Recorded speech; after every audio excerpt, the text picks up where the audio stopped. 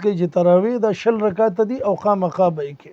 اوس نن زمانه کې خلک راځي ډېر د خلکو د ګمراه کولو کوشش کوي، ذهن کې ورته یو شان خبره اچوي بل شان اچوي چې قرآن کې لفظ د تراویح نشته، احادیثو کې لفظ د تراویح نشته، لیکن یو مونځ دی ثابت دی مونږ ته حضور علیه السلام خوله دی، مونږ یې ولې پرېږدو ځان ته دنیادارۍ او د نن زمانې مناسبت سره ځان ته په دروغه باندې سبانې جوړې کړو، مصروفیات جوړ کړو. مونږ وایو چې الله ته څومره نزدېکت وکړی شي هغه ډېر ښه دی. دا میاشت ده د دې دپاره تاسو چې دا په دا نن زمانه کې ما پرون هم سوچ کول عثمانه نمونه ایر دي زمونږ د دې نږدو زمانه کې په دا هندوستان کې داسې بزرګانو چې د خط و کتابت زمانه وه هغوی به ځان سره بعضې علما داسې وو هغوی به ځان سره منګي ایښي وو. دې میاشت کې به د یکم رمضان نه مخکې چې خطونه به هغوی ته راتلل شروع شو به یا منګي ته غورځول، اختر نه بعد به هغه منګي نه خطونه راویستل چې اوس وګورو که دې کې د چا خیر خیریت دی که د مرګ اطلاع ده یا د میلمه راتلو ده یا څه دي هغوی به دومره ځان متوجه کړی او رضا شوه الله ته. نو موږ ته هم پکار دا دي چې دا میاشت یو خو د خپل ځان دپاره لکه حضور علیه السلام هغوی به وی په دې میاشت کې گویا بالکل کمر بسته بشو، لکه پخوا زمانه کې به د خلکو یو سخت کار کولو د مشرانو ای به ملا وتړله، ملا سره به څه هغه ته به طاقت نه میلاوېدو څه قوت به نه میلاوېدو، خو دا وه چې یو مورل سپورټ به ده ته چې دا کپړه به د وتړله دا به داسې شوه چې لکه زه تکړه یم دې کار ته او زه دا کار سر ته رسول غواړم او دا کار به سر ته رسوم. لوی واړه به حضور علیه السلام هغوی په دې باندې اخته کړل. که زمونږ نیکه شیخ الحدیث حضرت مولانا عبدالحق صاحب نور الله مرقده چې د دې ادارې بانی و مشر او د دې مؤسسو هغوی په خپلو خطباتو کې لیکي خلکو ته چې هغوی وایي او د جمعې په خطباتو کې به یې وایي چې بچی پښمني ته خوسم پاسې لاس د دې دپاره وینځي چې روټۍ به پې خورم، خوله د دې دپاره وینځي چې زه روټۍ وخورم دا خوله مې پاکه شي، مخ د دې دپاره وینځم چې خوب مې وتښتي. نو خو یې لاسونه پاتې شو تر سنګلو پورې وېدا مو وینځه په دې خپو باندې مو اوبه واچوه او چې تر څو روټۍ راځي مسلم پرته ده سهولیات نن سبا ډېر دي نیت وتړه یو 2 رکعاته وکړه. مولانا صاحب په دې حاضر وخت کې تاسو ګورئ نو زمونږ زیاتر ځوانان د تراویح نه لږ سیر ته شو. جی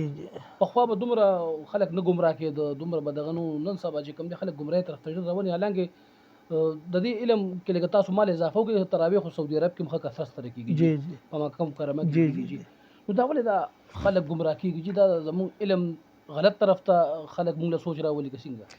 یاره بس دا حب دنیا ورته وایي د دنیا د مینه دا د انسان په زړه کې سیوا شوه او بل دا دی چې د دې مونځ او دس سره د خلکو مینه محبت دا کم شو. نو چې کم شو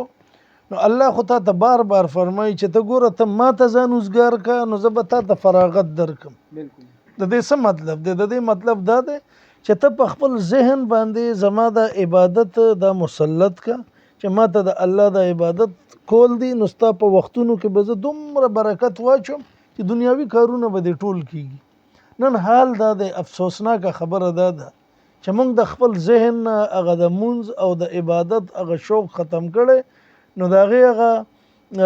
بده صله موږ ته دا میلاویږي هغه الله دا راکوي چې موږ ته خپل هغه معمولي د دنیا کارونه ارانه نه پوره کېږي او د هغې دپاره که 40 ګنټې ټایم هم هغه موږ ته تنګ ښکاري چې یاره ډېر کم دی. د دې د وجې مولانا صاحب روژه صرف ځان باندې لوږه تنده تیرول دي که نه دې سره نورم د ګاونډ حقوق یا په معاشره کې چې څومره دا موږ نظر انداز کوو دا کارونه په دې نسبت سره روژه څنګه سره غورځوي په معاشره؟ دا روژه په اصل کې وروره دا د غمخوارګۍ او د مواسات میاشت ده. مطلب دا دی چې ستا دا لوږه تنده د هغې فایده نقصان خو تا ته دی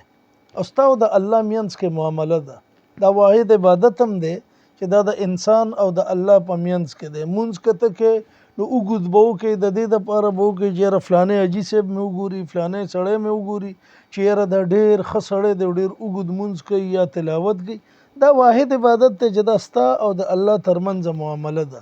که چاته ته ونه وې نو هغه ته پته نه لګي چې دا سړی یا اوږی دی یا تږی دی. نو حقیقت کې دا صرف د دې دپاره اډوده نه، دا خو یو جز دی ستا د نفس د ایسارولو، چې 11 میاشتې تا داسې پرېښی لکه د اوښه یا د اس یا خر یا هر یو ځناور چې هغه د واګې لرې کړي، هغه ګرځي. دا واګې الله تا ته درکړي چې دا اوس د خپل نفس دا کابو که.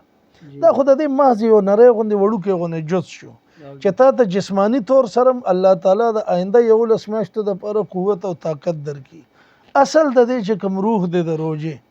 هغه دا دی چې تا ته د ګاونډ حق پته ولګي چې ستا په ګاونډ کې ته نن اوږې چې ته خو دا یوه میاشت اوږې د دې غریب باندې دا 11 میاشتې څنګه تېرېږي. دویمه دا خبره ده چې تا ته پته ولګي خالی دا اوبم چې کوم دی ماښام کې پتا باندې څومره قیمتي شي چې د ټوله ورځ تږې د ورځې تا ته هېڅ نه ښکاري، ټوله ورځ مونږ اوبه ضایع کوو لګیا یو، دلته مو نلکه پریښي هلته مو پریښي، که په یو لوټه زمونږ اودس کېږي مونږ په 5 کوو، که په 20 لوټو مو لامبل کېږي مونږ 50 استعمالو. هسې دې ماښام کې ګوره تا ته د دې نعمت په ورته ولګي چې دا یو ګوټ اوبه دا څومره قیمتي شی دی،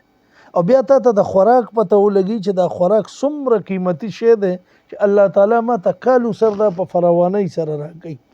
نو دې سره به تا ته چې د دې لوږې پته ولګي نو خود به خود که 11 میاشتې ستا خیر خیرات د زړه نم کېږي، الله به د زړه نه را نرم کړي چې بل مسلمان رور ته نعمت یوسه او حواله کو. بله دا خبره چې حضور علیه السلام فرمایي چې اتقوا النار ولو بشق تمره. د دې ډېر مطلبونه، یعنی ځان بچ که د جهنم د اوره، خوا که د کجورې په یوه ټوکړه ولینې. نو د هغې ډېر مطلبونه محدثین کرام هغه ذکر کوي. نو هغې کې یو دام دی چې د چا حرامه مه خوره، خوا که هغه د کجورې یوه ټوکړه ولینې د هغې جواب به تا نه هغه کېږي، جواب طلبي به کېږي. دویمه دا ده چې یو کجورې یو ټوکړه چاته ورکه په ماښام کې، ضروري نه ده چې ته هغه موړ کې، د کجورې یوه ټوکړه ورکه، خو چې ته د جهنم د اوره هغه بچ شي او تا د جهنم نه ډال او د بچ کولو یو ذریعه شي. لکه موږ مسجد نبوي شریف کې مکه مکرمه کې ګورو واړه واړه ماشومان وي، د دې کپړو نه به دې راکاږي، نه ته هغه سره په ژبه پوهېږي نه هغه تا سره پوهېږي، خو راکاږي دي چې راځه ما سره راځه زما په دسترخوان روژه ماته کړه. ځکه چې د په ذهن کې د دې یوې کجورې فضیلت خولی شوی دی چې دا به ما کم ځای ته رسوي. نو اصل دا روژه د دې دپاره